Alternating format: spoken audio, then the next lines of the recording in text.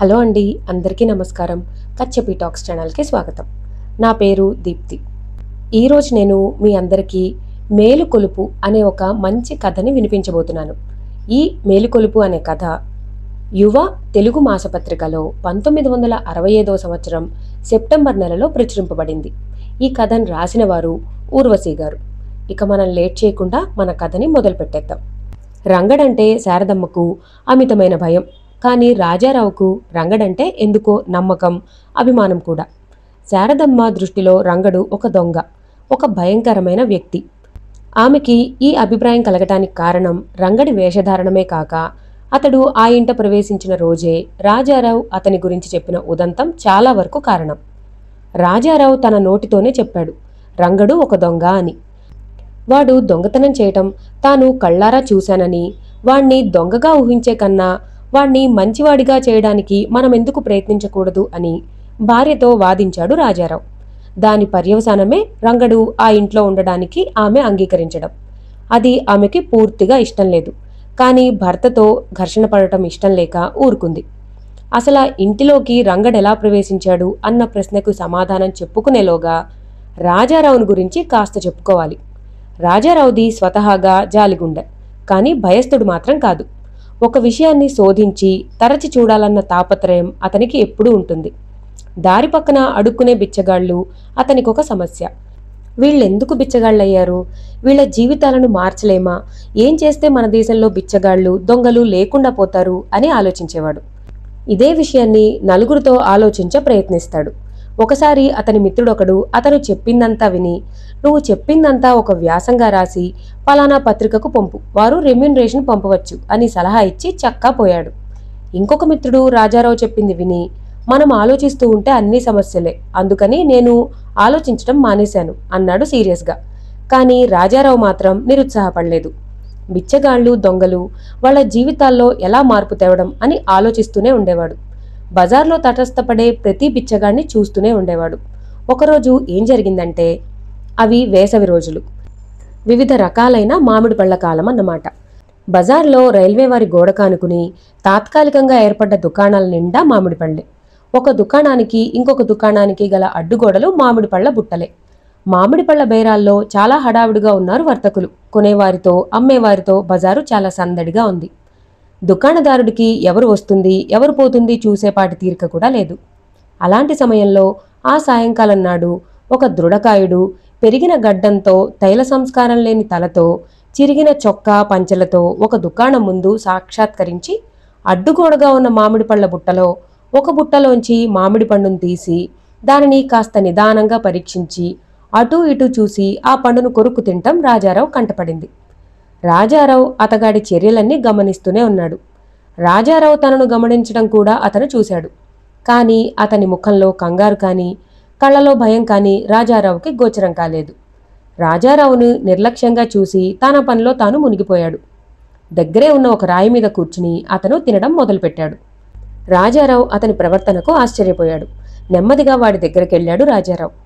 నువ్వు పండు తీయడం, తినడం నేను చూశాను అన్నాడు రాజారావు అతనితో. మీరు చూడటం నేను చూశాను అన్నాడతను. నువ్వు చేసింది తప్పు కాదా? నేనేం చేశాను? నీ చేతిలో ఉన్న పండు దొంగిలించింది కదా.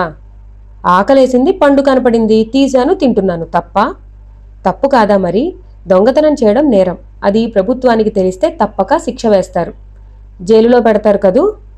అవును అన్నాడు రాజారావు. పెద్ద పెట్టున అతను నవ్వాడు.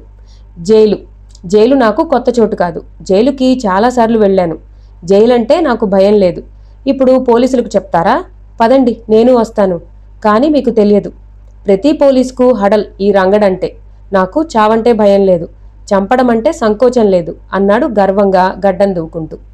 నువ్వు దొంగతనం ఎందుకు చేస్తున్నావో చెప్పగలవా? ప్రశ్నించాడు రాజారావు. తిండి కోసం అన్నాడు కడుపు చర్చుకుంటూ. అయితే తిండి దొరికితే దొంగతనం మానేస్తావా? తిండి దొరుకుతుందా, దొంగతనం మానేయాలా అని ఆలోచనలో పడ్డాడు. వెంటనే తిండెలా దొరుకుతుంది అని ప్రశ్నించాడు. నీకు ఉద్యోగం ఇప్పిస్తాను అన్నాడు రాజారావు. ఉద్యోగం అంటూ పెద్ద పెట్టున నవ్వి, ఉద్యోగం అంటే పని చేయడమేనా? పని చేయడం అంటే ఈ శరీరం ఎప్పుడో అలవాటు తప్పింది. ఉద్యోగం వద్దు, సద్యోగం వద్దు, నన్ను ఇలా బతకనివ్వండి అన్నాడు. నువ్వు కష్టపడటం ఇష్టం లేకపోతే పోనీలే, నువ్వు కష్టపడకుండా నీకు తిండి ఏర్పాటు చేయిస్తాను అన్నాడు రాజారావు. కష్టపడకుండా తిండి దొరుకుతుందా? అదెలా సాధ్యం?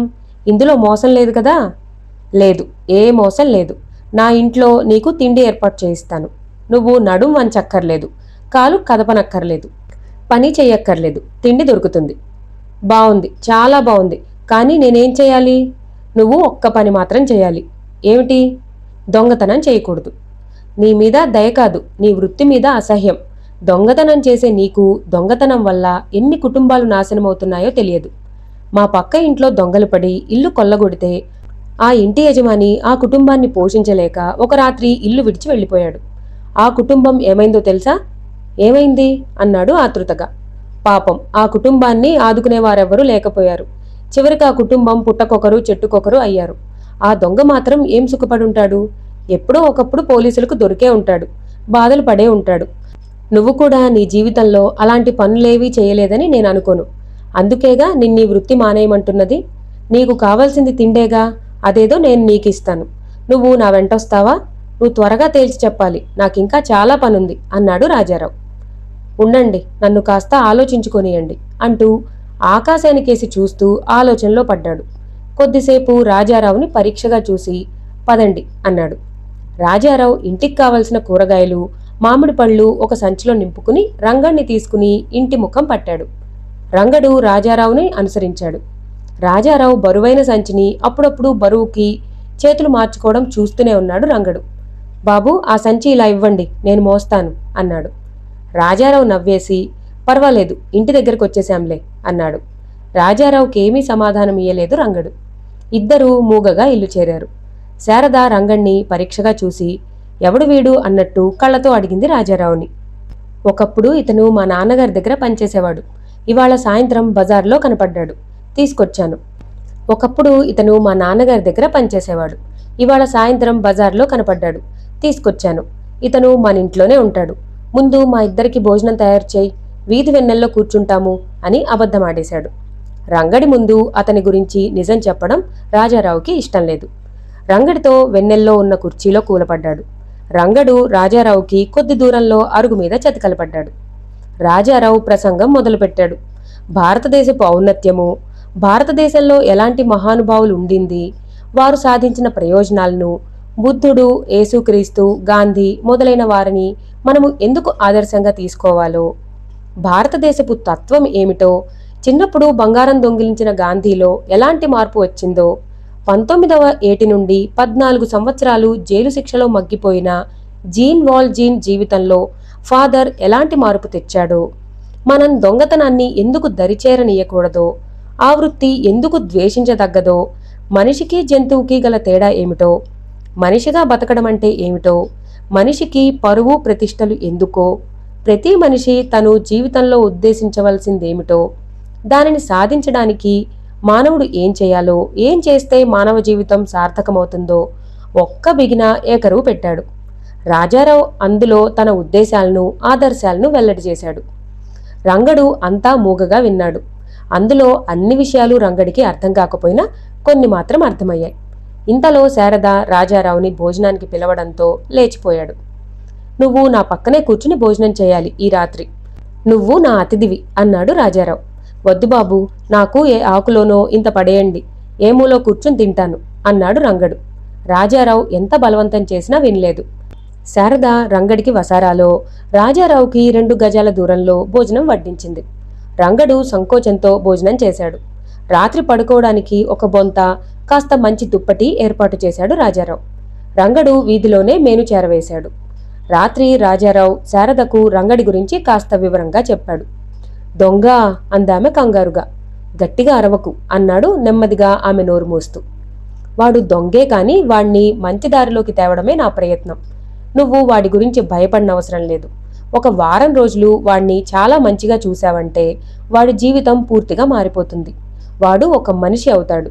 వాణ్ణి మంచి మనిషిని చేయడంలో మన బాధ్యత ఎంతైనా ఉంది అన్నాడు రాజారావు. ఏమో బాబు, నాకు చాలా భయమేస్తుంది. చూస్తూ చూస్తూ ఒక దొంగని ఇంట్లో ఎలా పెట్టుకోవడమో నాకు అర్థం కావడం లేదు. కావలసి వస్తే వాడికి వేళకింత తిండి రాత్రి పగలు పడేస్తాను. వాడు మాత్రం మన ఇంట్లో ఉండటం సుతరాము నాకు ఇష్టం లేదు అందామ. పొరపడుతున్నావు శారదా. వాడికి కావాల్సింది తిండే అయితే వాడు ఇంత దూరం మన ఇంటికి రానవసరం లేదు. 4 ఇళ్ళు అడుక్కుంటే వాడి బ్రతుకు జరిగిపోతుంది. నా ఉద్దేశం అది కాదు. వాడికి మనం పెట్టే భోజనంతో పాటు మన ప్రవర్తన చేత వాడిలో పరివర్తన తేవాలి. మనలో ఉన్న మంచితనాన్ని వాడు గ్రహించాలి. వాడు మనలో మంచి గ్రహించాలి అంటే మనం మంచితనాన్ని వాడి కోసం అలవర్చుకోవాలి. మనలో మంచి అనేదే లేకపోతే వాడు మన నుండి నేర్చుకునేదేమీ ఉండదు.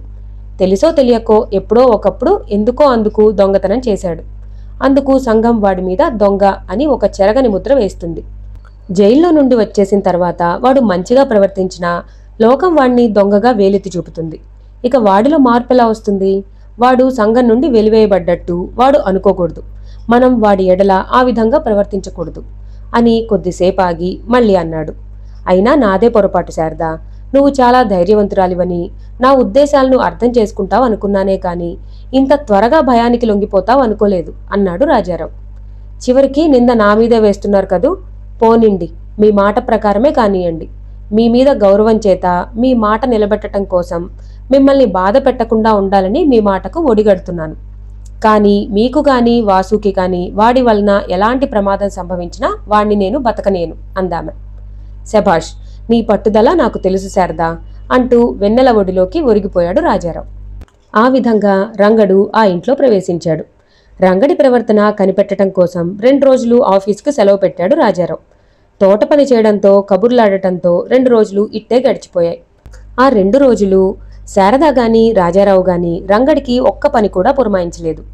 తోటలో మొక్కలకు కావలసిన నీళ్లు అన్నీ రాజారావే తోడుకోవటం, మొక్కలకు అతడే మళ్ళు కట్టుకోవటం, ఇంటికి కావలసిన వంట సామాగ్రి అతడే మోసుకురావటం, బజారు పని అంతా అతడే చూసుకోవటం. ఏ పనిలోనూ రంగడి సహాయం అర్థించకపోవటం రంగడికి చిన్నతనమేసింది.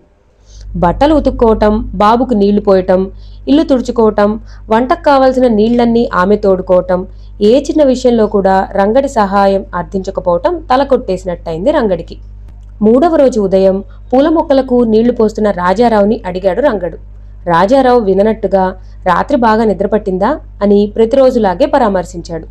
పట్టింది బాబు, ఆ గడ్డపార ఇలా ఇవ్వండి బాబు, నాకా పని చక్కగా చేతనవును, చక్కగా మళ్ళు తవ్వుతాను అన్నాడు. నీకెందుకులే ఆశ్రమ, నేను చేసుకుంటానులే అన్నాడు రాజారావు. అలా అనకండి బాబు, మీరు అమ్మగారు నన్ను ఒక్క పని కూడా చేయనివ్వడం లేదు. అన్ని పనులు మీరే చేసుకుంటున్నారు. మీరు నన్ను ఏ పని చేయనీయకపోతే నన్ను ఇక్కడికి ఎందుకు పిలిపించినట్టు బాబు చెప్పండి అన్నాడు. నీకు ఏ పని చెప్పననే కదా నిన్ను తీసుకొచ్చాను అన్నాడు. పని అంటే ఏమిటో అనుకున్నాను బాబు, ఇలాంటి పనైతే ఏదైనా చేసేస్తాను అన్నాడు. నువ్వు ఎంత పని చేయడానికైనా సమర్థుడవని నాకు బాగా తెలుసు. కానీ నీకు పని చెప్పి కష్టపెట్టడం నాకు ఇష్టం లేదు. ఇందులో కష్టమేముంది బాబు, ఇవన్నీ నాకు అలవాటైన పనులే బాబు. నేను మీ కూడు తింటున్నాను, గోళ్లు గిచ్చుకుంటూ కూర్చోలేను బాబు, నాకు కూడా పని చెప్పండి, చేస్తాను అన్నాడు ఆవేశంతో. ఏం పనులు చేస్తావు? చెప్పండి బాబు, ఏమిటి చేయమంటే అది చేస్తాను. ఇదివరకు పని చెయ్యగలిగినా ఎందుకు చేయాలని ఎగేసేవాణ్ణి బాబు. నిజం చెప్పొద్దు, కానీ మీలాంటి మంచివాళ్లు కష్టపడటం చూడలేను బాబు. చెప్పండి, ఏం చేయమంటే అది చేస్తాను అన్నాడు. అన్ని పనులు నువ్వు చేయనక్కర్లేదు, నేను చెప్పిన పనులేవో చెయ్యి. ఈ ప్రాంతంలో దొంగ భయం ఎక్కువ. నేను ఇంట్లో లేనప్పుడు ఈ ఇంటిని జాగ్రత్తగా కాపాడుకోవాలి. ఈ ఇల్లంతా నీదే.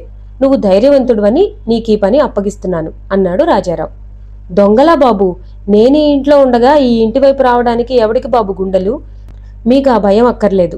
ఈ ఇంటిని, బాబుని, అమ్మగారిని నా ప్రాణంగా చూసుకుంటాను అన్నాడు దగ్గరే బొమ్మలతో ఆడుకుంటున్న వాసుని ఎత్తుకుని ముద్దాడుతూ. అలాగే, నీ మీద నాకు మంచి నమ్మకం ఉంది. నీ పేరు రంగడే కదూ? అవును బాబు, నా పేరు రంగడే. మా అమ్మ, అయ్య రంగా అని పిలిచేవారు. చచ్చిపోయి ఏ లోకానున్నారో అన్నాడు కన్నీళ్లు తెచ్చుకుంటూ. విచారించకు రంగా, నేనున్నాగా అన్నాడు రాజారావు. ఎంత చల్లగా పిలిచారు బాబు, నన్ను రంగా అనే పిలవండి, అలాగే పిలవండి అంటూ కన్నీళ్లు తుడుచుకున్నాడు రంగడు. ఆనాటి నుండి రంగడు రాజారావు నమ్మిన బంటు. ప్రతిరోజు ఉదయాన్నే రాజారావుతో లేచి ఇంటికి కావలసిన నీళ్లు దూరంగా ఉన్న వీధి కుళాయి నుండి మోసుకొచ్చేవాడు. తోటలో మొక్కలకు నీళ్లు పోసేవాడు. బజార్ నుండి కావలసిన కూరగాయలు కొని తెచ్చేవాడు. రాజారావు ఆఫీసుకు వెళ్లిపోయిన సమయంలో వాసుని దగ్గర కూర్చోబెట్టుకుని ఆడించేవాడు.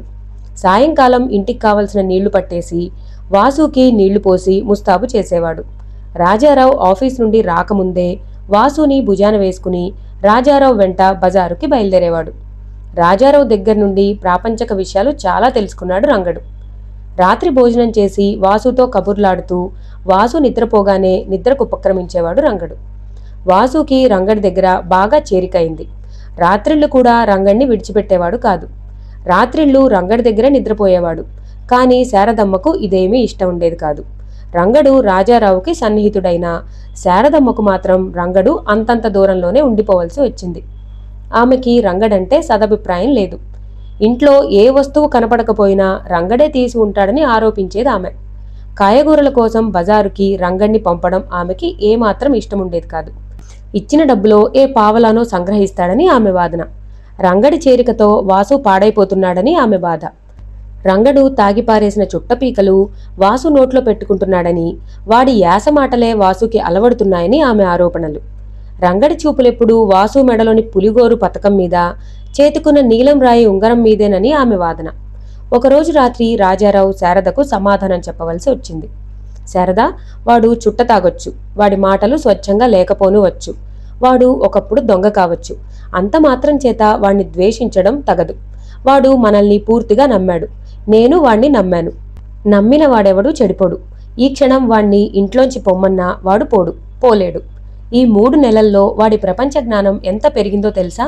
ఇంతకుముందు హైదరాబాదుకు నిన్ను బాబుని ఒంటిగా విడిచి వెళ్లడం అంటే భయపడేవాణ్ణి. కానీ వాడుండగా ఎవరికీ ఏ ఆపద రానివ్వడు. ఆ నమ్మకం నాకు బాగా ఉంది. వచ్చే నెలలో హైదరాబాదుకు వెళ్ళినా చాలా నిశ్చింతతో వెళ్ళిరాగలను అన్నాడు స్వేచ్ఛగా ఊపిరితీస్తూ. వచ్చే నెలలో హైదరాబాద్ వెళ్తారా? రంగడా మాకు కాపలా అంది ఆమె. ఏం అలా ఆశ్చర్యపోతున్నావు? మీకలాగే ఉంటుంది. మాటల్లో మనిషితత్వం పూర్తిగా తెలియదు. మీరు ఆఫీస్కు వెళ్ళినప్పుడు వాడు చూసే చూపులు ఎంత భయంకరంగా ఉంటాయో మీకేం తెలుసు? వాడు చూస్తుండగా ఇల్లు సవరించడం అంటే నాకు భయం. వాడి చూపులెప్పుడూ బాబు మెళ్ళలోని పులిగోరు పతకం మీదే ఉంటాయి. అలాంటి ఒక దొంగ వెధవను ఇంట్లో వదిలి వెళ్ళిపోతానంటున్నారు. మీరు లేని వేళ ఏ పట్టపగలో నా మెడ పిసికి ఇంట్లో ఉన్నది కాస్త ఊడ్చికెళ్ళిపోతే మాకెవరి దిక్కు చెప్పండి అంది అతని 2 భుజాలు ఊపుతూ. బెడ్రూమ్ దీపకాంతిలో ఆమె కళ్లల్లో నిలిచి ఉన్న కన్నీళ్లు చూశాడు రాజారావు. ఆమె భుజాల మీద చేతులేసి, శారదా, నువ్వనేది నేను కాదనలేను, కానీ అలాంటిదేదీ జరగదనే నా నమ్మకం. నమ్మకాన్ని మించిన దేవుడు లేడు శారదా. దేవుడు మన నమ్మకం చేత ఏర్పడ్డవాడే. నువ్వు నన్ను నమ్మావు, నన్ను దైవంగా ఆరాధిస్తున్నావు.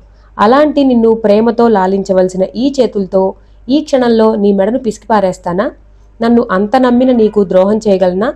నేను దుర్మార్గుణ్ణే కావచ్చు, కానీ నీ ప్రేమానురాగాల వల్ల మేల్కొన్న మానవత్వం అంత దుర్మార్గానికి ఎప్పుడూ నన్ను ఆ పని చేయనివ్వదు. మానవులు చేయవలసిన పని తమలో గాని ఎదుటివారిలో గాని నిద్రపోతున్న మానవత్వాన్ని మేల్కొలపటమే. ఇంతకీ సూటిగా చెప్పు, నా మీద నీకు నమ్మకం ఉందా? ఇన్నాళ్ళు నాతో జీవితాన్ని గడిపిన మీరడిగే ప్రశ్న ఇదేనా చెప్పండి. మిమ్మల్ని నమ్మనట్టు ఎప్పుడైనా ప్రవర్తించానా అని అడిగింది అతని గుండెల మీద వాలిపోతూ. సరదాగా అన్న మాటకే కన్నీరెందుకు శారదా? నువ్వు నన్ను నమ్మినట్టే రంగడు నన్ను నమ్మాడు. వాణ్ణి నేను నమ్మాను. వాడు నా నమ్మిన బంటు. వాడి వలన ఎవరికీ ప్రమాదం ఉండదు. నువ్వు నిశ్చింతగా ఉండు, వారం రోజుల్లో తిరిగి వచ్చేస్తాను అన్నాడు తలనిమురుతూ రాజారావు. రాజారావు హైదరాబాదు వెళ్లే రోజు వచ్చింది. రాజారావు ఏ పూల మొక్కకు ఎలాంటి సంరక్షణ చేయాలో లాంటి చిన్న విషయాల దగ్గర నుండి ఇంటి బాధ్యతలు ఏవేవి ఎలా నిర్వహించాలో లాంటి విషయాలన్నీ రంగడికి బోధించాడు. శారదమ్మను బాబుని జాగ్రత్తగా చూడమని చెప్పాడు. వారిని తన ప్రాణప్రదంగా చూసుకుంటానని హామీ ఇచ్చాడు రంగడు. శారద దగ్గర వీడుకోలు తీసుకుని బాబును ముద్దాడి బయలుదేరాడు రాజారావు.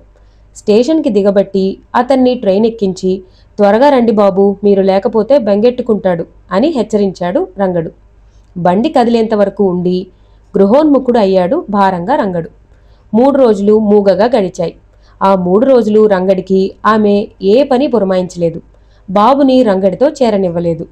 రంగడెవరో తానెవరో అన్నట్టు ప్రవర్తించింది. బాబు బాబు అని అరిచి ప్రయోజనం లేక తోటలో ఒక మూల ఏ మొక్కకో మడితవ్వుతూ కూర్చునేవాడు రంగడు. బాబుకి నీళ్లు పోయడానికి కూడా దగ్గరికి రానిచ్చేది కాదు ఆమె. రంగడికి ఆమె ప్రవర్తన అర్థం కాలేదు.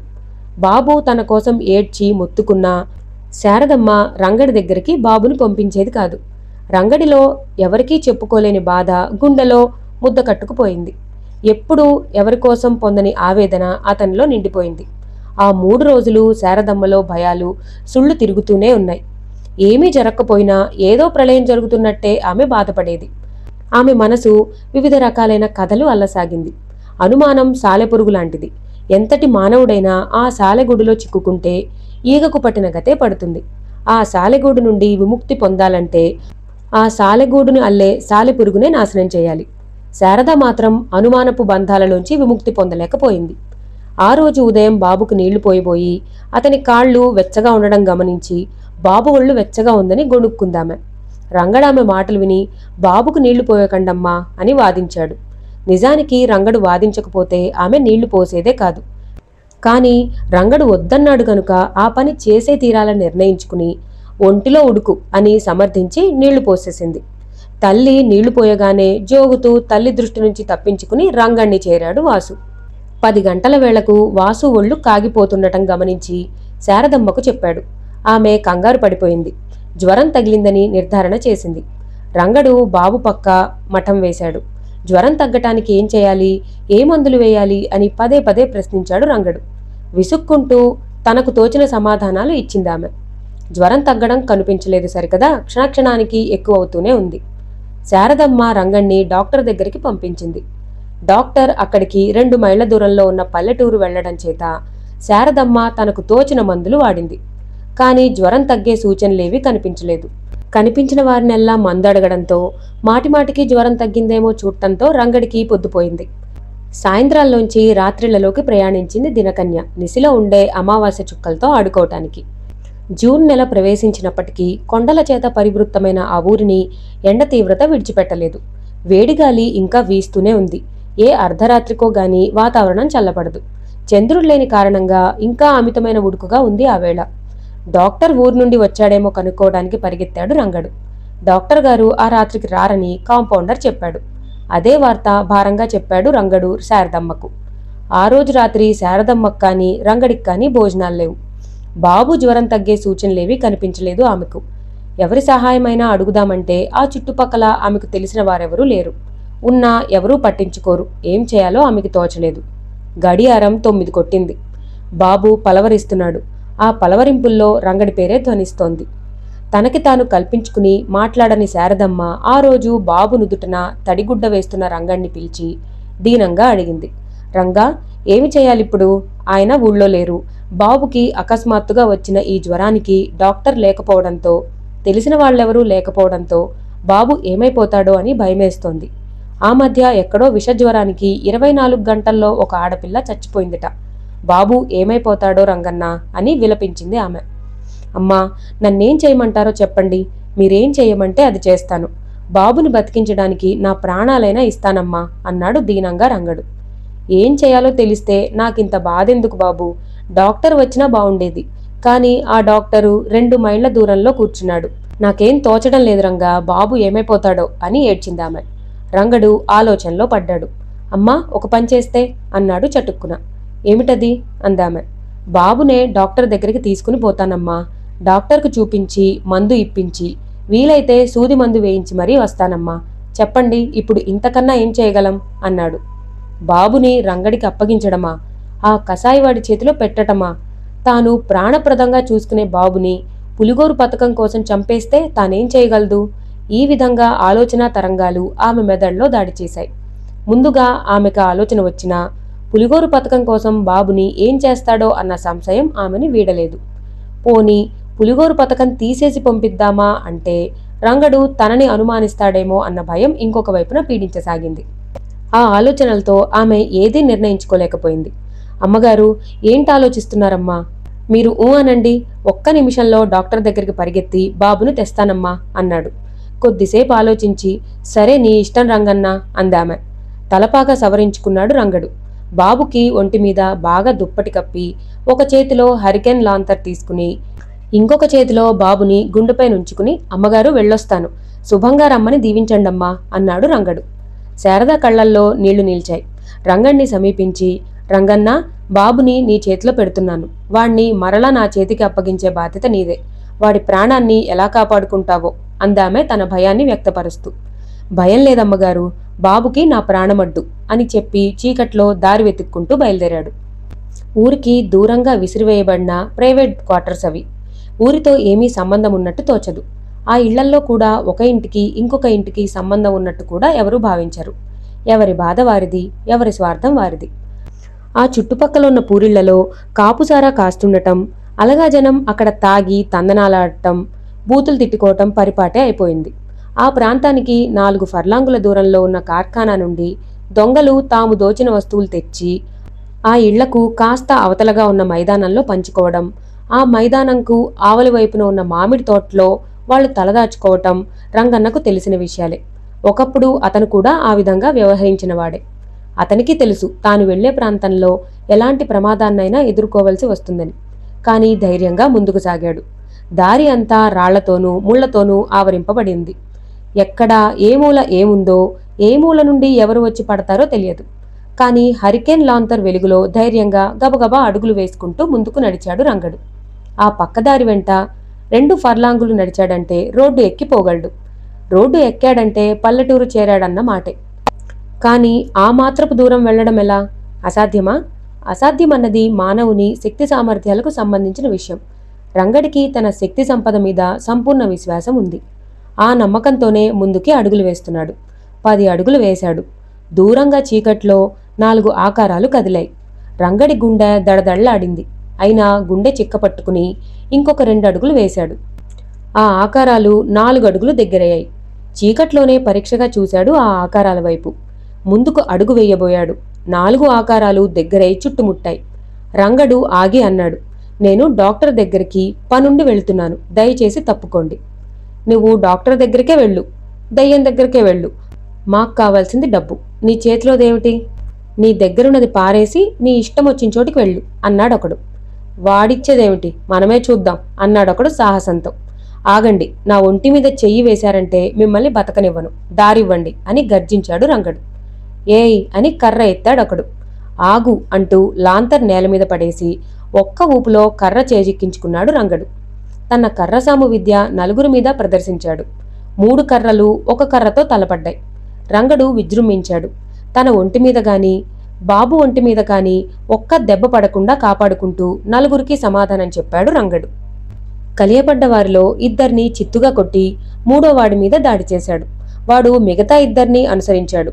4వ వాడు మాత్రం రంగడి తల మీద బలంగా కొట్టి రంగడి కర్ర దెబ్బకు తట్టుకోలేక కింద పడిపోయాడు. రంగడు తలపాగాను చుట్టుకుని రక్తం కారిపోతున్నా లెక్క చేయకుండా శక్తి కూడా తీసుకుని కిరసనాయలు ఒలికి ఆరిపోయి నేలమీద పొర్లాడే హరికేన్ లాంతర్ని వదిలి ముందుకు బయలుదేరాడు. నీరసంగా తేలిపోయే కాళ్లను బలంగా వేస్తూ రోడ్డెక్కి పల్లెటూరి వైపు ప్రయాణించాడు రంగడు. మనిషిని ధైర్యం ఎంత పనైనా చేయిస్తుంది. అదే ధైర్యం, అదే దీక్ష రంగణ్ణి ముందుకు పొమ్మని ప్రోత్సహించాయి. డాక్టర్ ఇంటి ముందు వాలాడు నీరసంగా తేలిపోయే శరీరంతో. విషయం క్లుప్తంగా చెప్పి పడిపోయాడు రంగడు. డాక్టర్కు పరిస్థితి అర్థమైంది. వెంటనే బాబుకి మందు ఇచ్చి వెనువెంటనే ఇంజెక్షన్ ఇచ్చి రంగడి తలకు కట్టుకట్టాడు. కాఫీ తాగిన పిమ్మట కొద్దిగా తేరుకున్నాడు రంగడు. గడియారం 12 కొట్టింది. గడియారం వైపు చూశాడు రంగడు. వెంటనే బాబు వైపు దృష్టి సారించి బాబుకెలా ఉంది అని ప్రశ్నించాడు. తాను బాబుకు మందు ఇచ్చిన సంగతి చెప్పి జ్వరం తగ్గుతుంది, కంగారు పడవద్దని చెప్పాడు డాక్టర్. రంగడు లేచి బాబుని తీసుకుని బయలుదేరబోయాడు. డాక్టర్ వెళ్లవద్దని, తెల్లవారిన తర్వాత తాను పంపిస్తానని చెప్పాడు. కానీ రంగడు వినలేదు. అమ్మగారు మా కోసం 1000 కన్నులతో ఆతృతగా చూస్తుంటారు. బాబుని అమ్మగారికి అప్పగిస్తే గాని నాకు నిద్ర పట్టదు అన్నాడు రంగడు. నువ్వు వెళ్లలేవు అన్నాడు డాక్టర్. కానీ నేను వెళ్ళాలి అన్నాడు రంగడు. గడియారం 1 గంట కొట్టింది. ఆతృతగా తల ఎత్తి వీధిలోకి పరిగెత్తిపోయి చూసింది. రంగడి జాడ కనిపించలేదు. మనసు 1000 అపశృతులు పలకసాగింది. వీధిలో నుంచుని నిశీధిలోకి చూస్తూ నిల్చుంది. దూరంగా ఎవరో బాబు పీక పిసికేస్తున్నట్టు, బాబు అరుస్తున్నట్టు అనిపించింది. క్షణాలు యుగాలుగా గడిచిపోతున్నాయి. రంగడి జాడ కనిపించలేదు. చీకట్లో ఒక కారు కదిలి వచ్చి ఆగింది. శారదమ్మ కళ్లలో ఆశ మెరిసింది. డాక్టర్ బాబునెత్తుకుని రావడం కనిపించింది. బాబుకెలా ఉంది, రంగడేడి అని ఆత్రంగా అడిగింది. రంగడికి దెబ్బలు తగిలాయి. హాస్పిటల్లో ఉన్నాడు. బాబుకి 1 గంటలో తగ్గిపోతుంది. బాబుకు ఈ మందు ఇవ్వండి, రంగణ్ణి రేపు పంపిస్తాను అంటూ డాక్టర్ కారెక్కాడు. అప్పటికి కాని శారద మనసు కుదుటపడలేదు. తన భర్త రాజారావు చెప్పిన మాటలు గుర్తుకు వచ్చాయి. తాను రంగడి గురించి ఎంత తప్పుగా ఆలోచించిందో తను అర్థం చేసుకుంది. ఆ మరునాడు రంగడు హాస్పిటల్ నుండి ఇంటికి తిరిగి వచ్చాడు. జరిగిన విషయమంతా శారదమ్మకు చెప్పాడు. ఆ విషయం విన్న తర్వాత శారద ఎంతో చెల్లించిపోయింది. ఈ ఒక్క సంఘటనతో శారద ప్రవర్తనలో చాలా మార్పు వచ్చింది. రాజారావు హైదరాబాదు నుండి రాగానే శారదమ్మ బాబుతో ఆడుకునే రంగణ్ణి చూపి, రంగడు ఎంత మంచివాడనుకున్నారు అన్న మాటలు విని రాజారావు ఒక్కసారిగా నివ్వెరపోయాడు. రంగణ్ణి సంతృప్తిగా చూశాడు. సమాజం పట్ల తనకున్న బాధ్యతను గుర్తు చేసుకుని ఇక ముందు ఇలాంటి మంచి పనులు చాలా చేయాలని నిర్ణయం తీసుకున్నాడు. ఇంతటితో మన కథ సుఖాంతమైంది. ఇలాంటి కథలు, నవలలు వినడం మీకు ఇష్టమైతే నా ఛానల్ని ఒకసారి చెక్ చేసి చూడండి. ఈ వీడియో మీ అందరికీ నచ్చినట్టయితే నా ఛానల్ని సబ్స్క్రైబ్ చేసుకోండి. Thank you for watching.